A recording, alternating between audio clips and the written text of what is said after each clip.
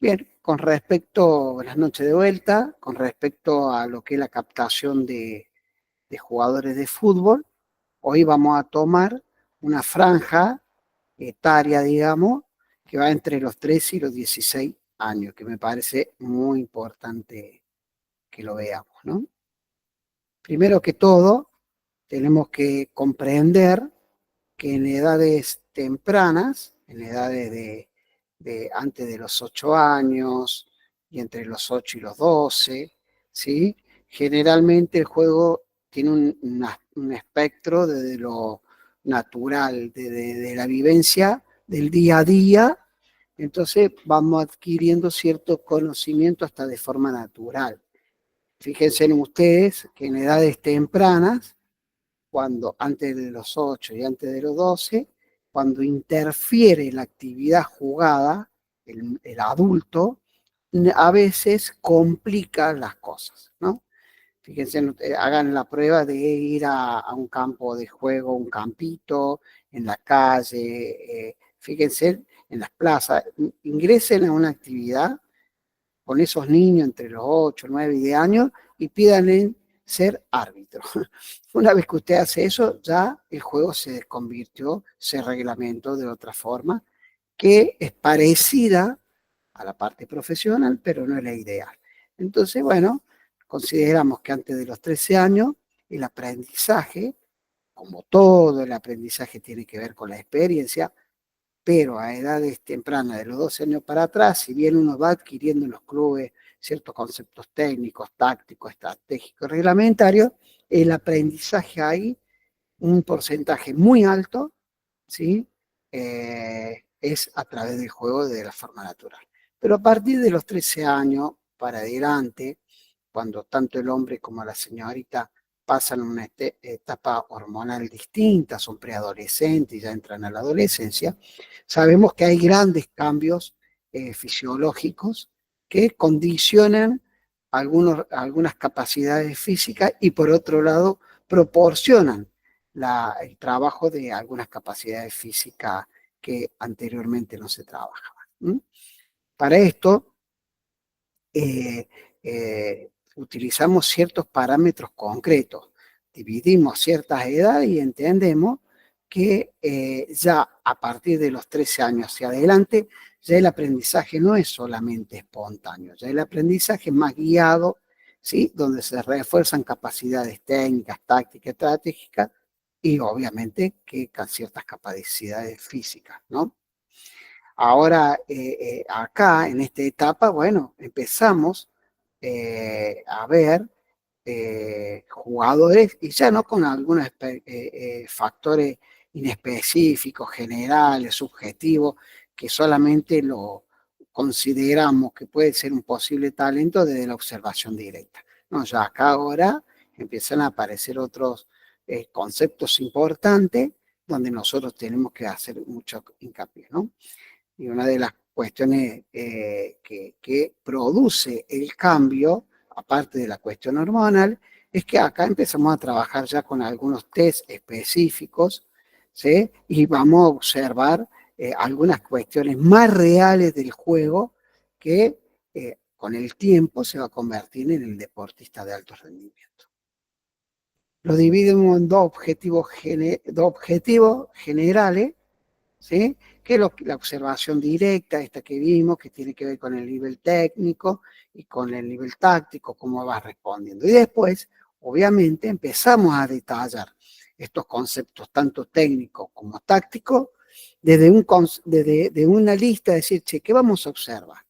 Desde la técnica, ¿qué vamos a observar? De la táctica, ¿qué vamos a observar? Y ya el objetivo ya es mucho más específico. La observación ya va a través de una lista de elementos que queremos contactar, si se encuentran o no, para detallar con el tiempo si ese jugador va a ser profesional o esa jugadora o no. Primero, dentro de lo que es el objetivo técnico, vemos cómo toca el balón, cómo le pega, cómo lo controla, cómo cabecea, cómo realiza la conducción, cómo hace un regate, cómo se anticipa, cómo intercepta esa pelota, ¿Qué pasa con los movimientos tanto defensivos y ofensivos de los arqueros, que es un puesto específico? ¿Cómo son aquellos movimientos sin el balón, que son correr, cambiar de dirección y el salto? Fíjense en ustedes que mucha gente dice, yo observo al jugador, cómo camina y ya sé si es bueno o malo. Y esto que se dice tanto también, los chuequitos juegan bien. Entonces ya desde la observación de cómo camina, cómo salta, cómo corre, también vamos observando un detalle ya que no queda solamente en la parte técnica, ¿no? En el aspecto táctico, considerando que son algunas cuestiones que conjugan la parte física, técnica, teórica, psicológica, todos esos aspectos lo tratamos de ver. Las características deportivas, ¿sí? Se determina a partir de la acción del oponente, ¿no? ¿Qué pasa cuando empezamos a enfrentarlo con el rival, ya sea de forma de oposición o de ataque, ¿sí? Como esos objetivos que tienen ciertos objetivos parciales, según la situación, ¿sí? O definitivos, ¿sí? Cómo empezamos a evaluar la efectividad lograda, ¿sí? Cómo se empieza a poner en manifiesto aquello, en este caso, que es un deporte de combate, un combate de enfrentamiento, ¿eh? Cómo empezamos a encarar desde esa madurez, y fíjense cómo empieza a funcionar desde la inmediatez. Ustedes saben que generalmente el deportista de alto nivel, a comparación del común de los niños que hace otro tipo de actividad, en el caso del fútbol, hemos descubierto que hasta la maduración suele ser mucho más acelerada comparando un deportista con el que no es, ¿no? El tema de tomar cierto objetivo y adquirir ciertas disciplinas para llegar a un objetivo, lo va madurando, no digo prematuramente, pero sí distinto al niño que biológicamente o psicológicamente tiene la misma edad. Algunos principios tácticos que nosotros consideramos que son muy importantes, que arrancamos desde ideas muy fundamentales hasta llegar a la parte esencial del juego. Si bien apenas terminan de los 12 años, arrancan los 13 años, ya lo hacemos, ya empezamos a observar una cuestión más eh, profesional y buscamos el talento principalmente. Al talento se lo busca a toda edad, pero en esta edad es fundamental. Fíjense en ustedes que la cabecita de los niños, que ya no solamente están condicionados por la capacidad técnica, sino también por las respuestas tácticas, están condicionados. Fíjense en ustedes que no todos responden por igual, ¿eh? Que no todos tienen la misma inteligencia táctica. Bueno, acá nosotros tratamos de ver cómo resuelven los distintos problemas tácticos, la cantidad de momentos tácticos que van a tener. Acá lo empezamos a medir, cómo lo vamos resolviendo, ¿sí? Acá también se ve cómo se va formando la mentalidad dentro del juego, en la toma de decisiones, donde cambian de respuesta, ¿eh? Donde nosotros principalmente tratamos de observar la percepción, la decisión y la ejecución a nivel inteligente. Siempre que hablamos de táctico, hablamos del aspecto cognitivo, del pensamiento táctico, ¿cierto? Bien. ¿Cómo trabajamos estos principios tanto técnicos y tácticos, ¿no? Bueno, los principios que lo trabajamos a través de los métodos de juego simplificado. O sea, tratamos de orientar, de inducir la respuesta táctica a través de aquellos juegos simplificados, que pueden ser por línea, pueden ser intercalando línea, pero acá lo vamos a nombrar para que ustedes vayan viendo de qué forma. Principalmente estos juegos simplificados, que son juegos chicos, nos dan una percepción y una concepción táctica global y general del juego. A ver, todos sabemos que la idea es, cuando tengo el elemento, atacar y lograr el objetivo, y cuando no lo tengo, trato de contrarrestarlo, quitarlo y volver a atacar. Esos son los principios básicos, global y general de nuestro juego, ¿sí? A partir de juegos simplificados, que tenemos en cuenta estas cuestiones de transición a ataque, defensa y defensa a ataque, ¿sí? Empezamos a involucrarlo con algunas interpretaciones de los principios tácticos que van evolucionando. Nosotros sabemos, cuando robamos y atacamos, tácticamente es lo previo a lo que es un contraataque. Entonces, juegos simplificados con juegos reducidos, ¿sí? Nosotros vamos induciendo la posibilidad de respuesta. ¿Sí? Vamos a admitir al compañero ahí. Bien, otro de los aspectos que también tenemos en cuenta es cómo van comprendiendo rápido alguna situación y cómo van analizando. La semana pasada hablábamos que es muy importante jugar el 3 contra 3. Ahí vamos a ver muchas cuestiones de pase al tercero, de decisiones rápidas, si comprendo el juego, dónde recibo la pelota, cómo me muevo. Bueno, todas estas cuestiones que generan los juegos simplificados a través de los aspectos defensivos y ofensivos.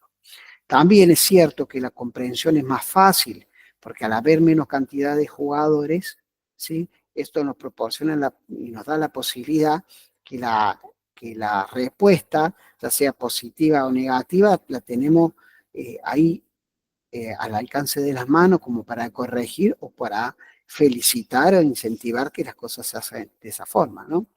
Nos da posibilidad de acompañar la jugada, ahí vemos si el jugador, si el jugador acompaña la jugada, ¿no? Si da un pase y se mueve, si se mueve constantemente, si entiende lo que es jugar a ancho o largo, es cómo observa la visión periférica, si bien en los juegos simplificados la visión periférica es importante, tenemos que saber que también está acotada en nuestro deporte, ya cuando a partir de los 13 años que pasamos a la cancha grande, nuestra visión periférica no es cerca, sino es que cerca, media y larga distancia, ¿no? Para observar, ¿sí?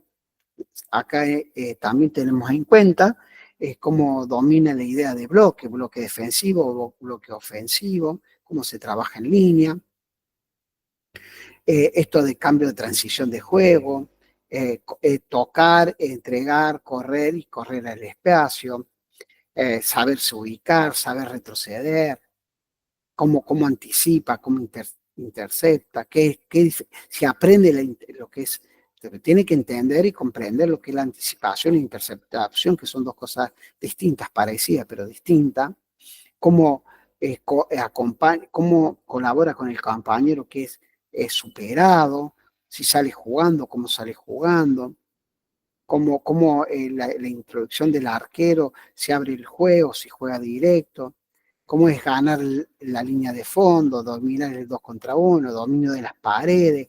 Fíjense en ustedes, yo me acuerdo cuando era chico, esto era constante, tocar y pasar, ¿no? O tocar y buscar la devolución de la pared, ¿no? Y hoy día tenemos que volver a trabajar con eso porque muchas veces nos llegan chicos de 13, 14 años y no saben hacer una pared simple, ¿eh?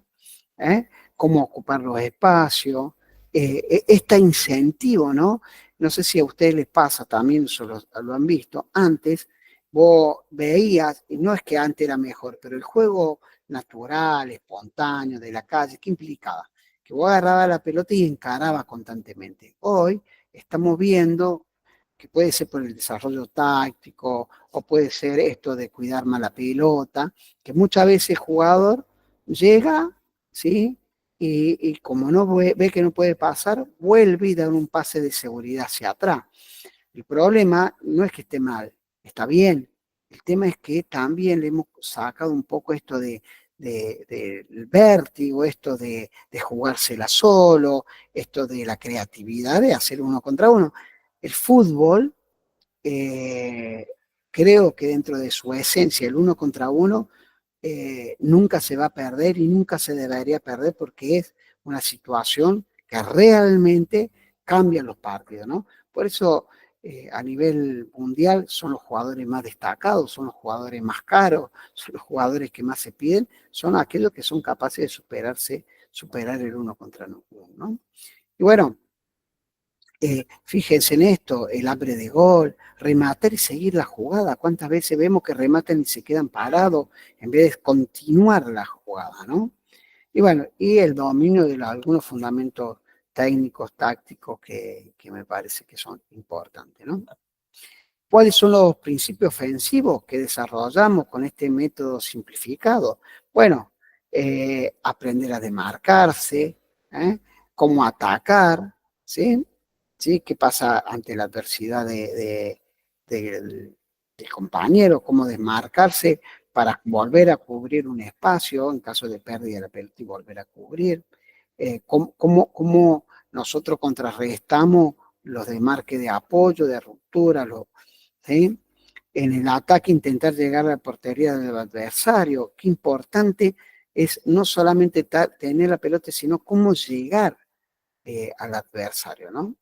Eh, Desdoblamiento, espacio libre, apoyo constante, paredes, temporización, conservación del balón y control de juego, ritmo de juego, ¿sí? Cambios de ritmo, cambios de orientación. Bueno, todo esto lo tratamos de ver en los juegos simplificados. La velocidad del juego, me parece que esto dentro de lo que es la conservación de la pelota es fundamental, enseñarle a los chicos los cambios de ritmo y cómo es la velocidad del juego, ¿ah? Cómo se progresa en el juego y sobre todo también esto de la vigilancia, de cómo cuando mi equipo ataca, yo vigilo, cómo cuando retrocedo, ¿sí? Mi equipo colabora con el posible receptor de la pelota vigilando. Hoy es una palabrita que se usa mucho, pero es muy importante tenerla en cuenta, ¿no? ¿Y cuáles son los principios defensivos desarrollados este método simplificado? Bueno, la parte defensiva, marca, repliegue, cobertura, permuta, desdoblamiento, una palabra que quizá le suene nueva, ¿no? Pero son una serie de acciones que permiten, ante todo, no perder la ocupación racional del juego, del espacio del juego, cubriendo o ocupando la espalda del compañero ofensivo cuando pierde el balón, ¿sí? Constantemente ocupando el espacio del compañero.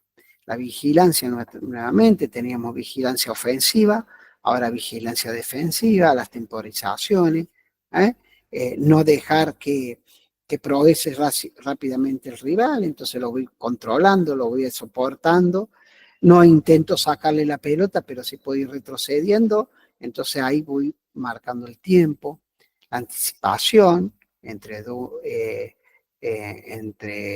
el jugador y el receptor de la pelota, el defensor que intenta anticipar antes que recibe el rival, la interceptación principalmente, llamamos a interceptación a cortar los pases, cómo cortamos los pases, bueno, el pressing que puede ser ante la pérdida de la pelota, puede ser sectorial, puede ser individual, puede ser colectiva, puede ser por línea, ¿sí? Todo eso tenemos que observar, ya sea con una planillita, ya sea con una filmación y después verla, o ya sea que tenemos la capacidad de observación para poder captar todo lo que sucede, para poder después transcribirlo y poder tener una lectura enriquecedora con respecto a lo que es la captación del jugador. Parece fundamental. Por eso, a ver, siempre se dice que el jugador que juega bien lo ve todo el mundo, pero el que quiere el crack no lo ve todo el mundo, ¿no? Y tiene mucho que ver que lo que es más fácil observar es la técnica. Nosotros rápidamente nos damos cuenta si controla bien, si controla mal, ¿sí? Si controla cerca, si controla medio, si controla largo, si en ese control lo puede hacer orientado y sacarse un jugador de encima, o lo controla y queda perfilado. Pues esas cosas lo podemos ver. El tema es cómo resuelve, cómo se mueve sin la pelota, cómo ocupa espacio. Eso es muy importante de la observación. Algunos criterios aparte de todo esto, es importante detallar algunas edades, como recién hablábamos, ¿no? Desde el aspecto pedagógico y de la enseñanza. Nosotros podemos ver, ¿sí? Desde una etapa de inicial, podemos ver hasta los 8 años algunas conductas que nos pueden marcar un futuro talento. ¿eh? Tener cuidado la cuestión biológica, que con la cuestión biológica puede hacer diferencia, de la fuerza, del tamaño, ¿no? Y entonces no podemos observar solamente la parte biológica, genética. Tenemos que haber otras cuestiones que tienen que ver con la coordinación fina, con la aceptación y la capacidad de aprendizaje. ¿eh? Eh, Nosotros en la iniciación deportiva dejamos esa naturaleza que tiene el juego, ¿sí? Después tenemos que ver también, también tenemos que ver, a ver qué estamos, ahí está el compañero. También tenemos que ver a partir de los 8 años hasta los 12, todo ese entrenamiento básico, cómo va adquiriendo conocimiento, ahí vamos a empezar a detectar jugadores que son diferentes a los otros, pero ojo con esto, pueden ser diferentes, pero no pueden ser talentosos, porque siempre vamos a notar diferencia, pero no significa que sea un talento o un posible talento. Tenemos que evaluarlo, tenemos que ir viendo, ¿no? Después, y como dijimos recién, que entre los 13 y 16 años está la etapa de perfeccionamiento.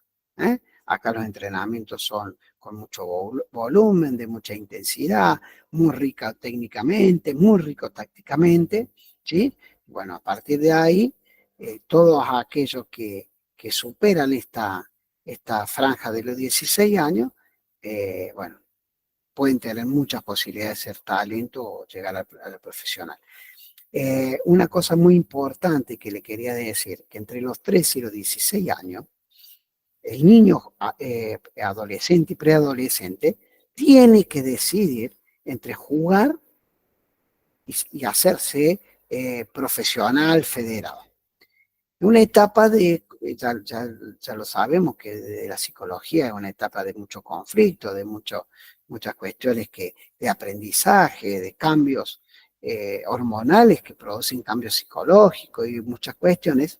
Esos cambios, esa etapa de adolecer, ¿sí? También es donde el jugador dice, yo quiero ser jugador profesional, trabajo ahí. Y hay muchos otros chicos, hay mucha deserción de que muchos chicos quieren solamente jugar con los amigos.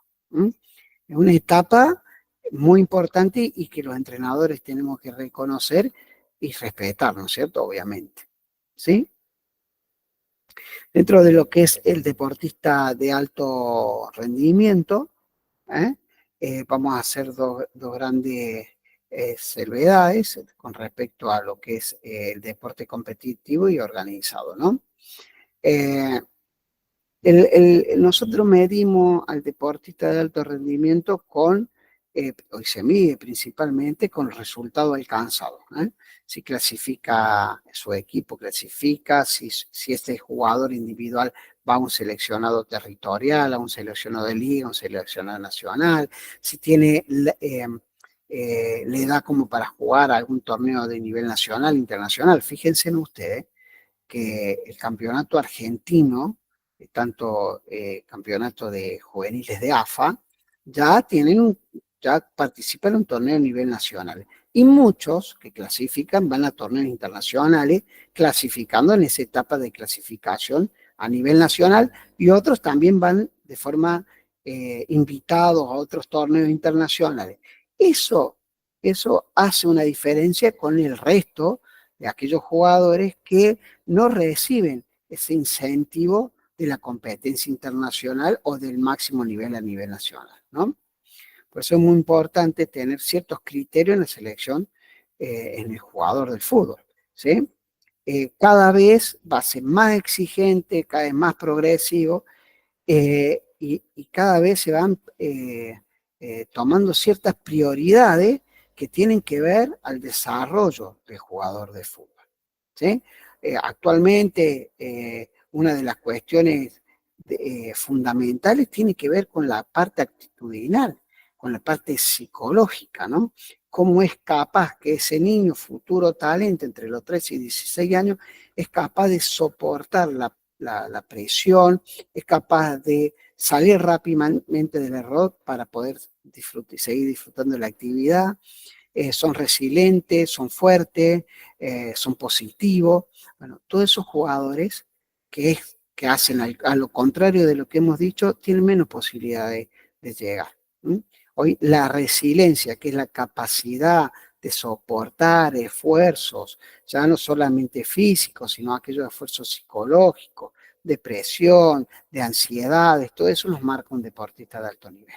Por eso cuando hablamos de lo psicológico, que en esta etapa vemos y hacemos una comparación con cualquier otro deporte y con cualquier otra actividad, encontramos en el jugador de fútbol un nivel de madurez deportiva.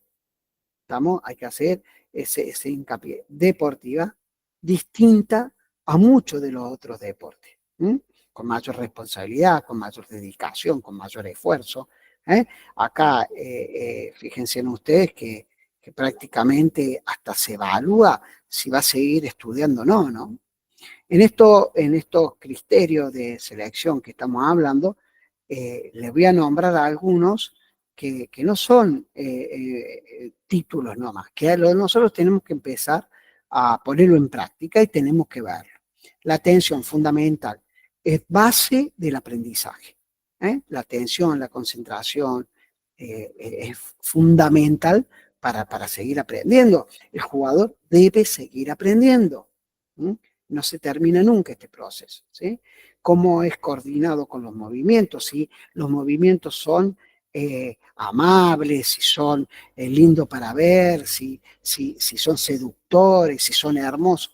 Es increíble, la técnica tiene que ver con la belleza, es fundamental tenerlo en cuenta, ¿estamos? Si comprende y ejecuta bien los ejercicios, ¿están? Si utiliza diferenciación de esfuerzos musculares, no necesita reclutar fibras de otros músculos para poder hacer el gesto. Si su salud y su condición física es perfecta, ustedes lo van a ver, no, se vive resfriando. Llega esta época y se resfría. Y por ahí dice, no, porque es alergia. Y por ahí es una condición desde lo motivacional, desde el momento de campeonato, quién sabe, ¿no? Y hay que tener en cuenta esa parte, ¿no? Su salud es fundamental, ¿sí? Cómo es su situación social, cómo se relaciona con la parte social, ¿eh? Si tiene una herencia que lo potencia con sus cualidades físicas, coordinativas, eso lo vamos viendo, cómo se pone el rendimiento. El deportista de elite disfruta entrenar, le gusta entrenar. Y eso es una de las cuestiones que nosotros por disciplina tenemos que enseñar, que disfrute el entrenamiento. Por eso muchas veces yo digo que antes de los 12 años, en la edad temprana, los chicos se tienen que divertir, la tienen que pasar bien, tienen que hacer muchos goles, la tienen que pasar bien. ¿Mm? Entonces eso le va a llevar a predisponerse de otra forma a los entrenamientos, van a querer ir a entrenar. El deportista de alto nivel disfruta del entrenamiento. Le puedo decir que disfruta de la exigencia, del esfuerzo. Hay casos de deportistas que pareciera ser que no disfrutan el deporte y sufren mal y disfrutan sufriendo, que son prácticamente esclavos de la actividad. ¿Mm? Pasa mucho, principalmente en el deporte individual, ¿no? ¿Sí? Y tenemos que rescatar esto, ¿no? La característica psicológica, la característica cognitiva que tiene que ver con el pensamiento, la característica socioeconómica, ¿eh? Fíjense en ustedes cómo van influenciando. Hoy vamos a encontrar jugadores de fútbol que ya prácticamente con 14, 15 años están recibiendo una beca, algo económico, sus padres. La vez pasada escuchaba que el Kun Agüero en el torneo barrial el padre cobraba por llevarlo. O sea, fíjense en ustedes, ¿no? Estamos hablando de 35, 30 años atrás. Entonces, la importancia, ¿no?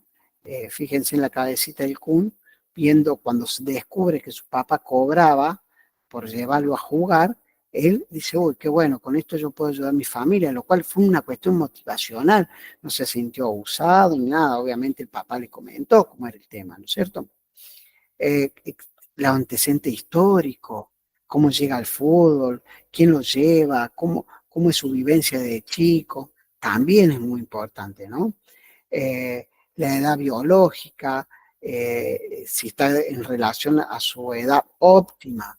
Podemos llegar a encontrar niños de 13, 14 años que ya desde lo biológico han crecido lo que no debería haber crecido todavía, ¿sí?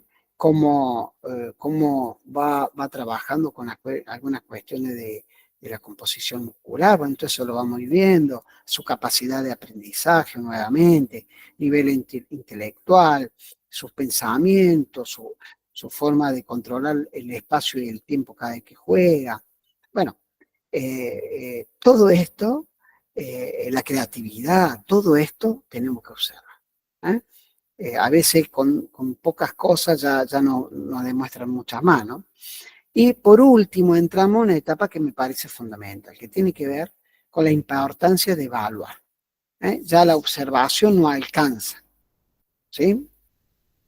Por eso, hoy por hoy, todo el objetivo educativo puede, con más o menos facilidad o con más o menos éxito, ser evaluado. Nosotros tenemos que evaluar. La parte cognitiva se puede evaluar, ¿sí? La parte afectiva se evalúa, cómo se relaciona, la parte psicomotriz también se puede evaluar, ¿sí? El ámbito social también se puede evaluar y después aquellas evaluaciones que tienen que ver con las cuestiones eh, deportivas, ¿no? Dijimos que la observación, ¿sí? Es importante, pero le llamamos subjetiva porque depende del juicio del entrenador, de su conocimiento, de su sentido, si es racional, si no solamente por una cuestión de afecto, porque le quiere ayudar al niño. Por eso la tomamos como una cuestión de evaluación muy subjetiva. ¿Estamos? Y aquellas cuestiones objetivas tienen que ver con algunas estadísticas, con los test que se pueden valorar, ¿sí? Ya sea con un reloj, con una cinta, con lo que sea, ¿sí? Y después tenemos en cuenta combinando estas dos, ¿no? Lo que observa el entrenador, lo que observa en todo y lo que nos dicen los test. Por eso es muy importante instrumentar test para evaluar, test de registro de competencia y test motora, ¿sí? Me parece que es fundamental.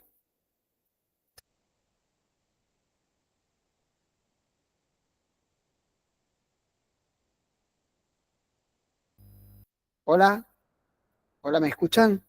Hola, sí, sí. Sí, sí, bueno. Sí, profe. Bueno, y por último, ¿qué validez? Los test tienen que tener cierta validez, ¿sí? Tienen que dar revelarnos algún tipo de medición, si son confiables, si tienen cierta objetividad, si son fiables. Y bueno, acá vamos a ver un montón de test funcionales, ¿no? De la actitud física, de la habilidad deportiva. Bien, yo le voy a comentar algo. Cuando yo tuve la posibilidad de estar en España, había clubes que hacían circuitos, ¿sí? Hacían circuitos técnicos para valorar la respuesta del jugador.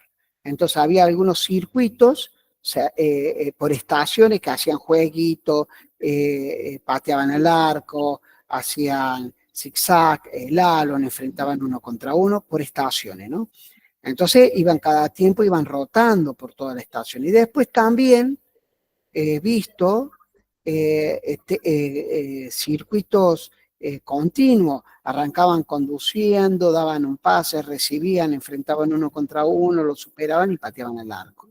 Y después también he visto algunas situaciones jugadas de 3 contra 3 y último, también he observado el partido que generalmente todos lo hacemos, que es el partido de 11 contra 11, que me parece también muy importante la observación en un 7 contra 7, si son menores.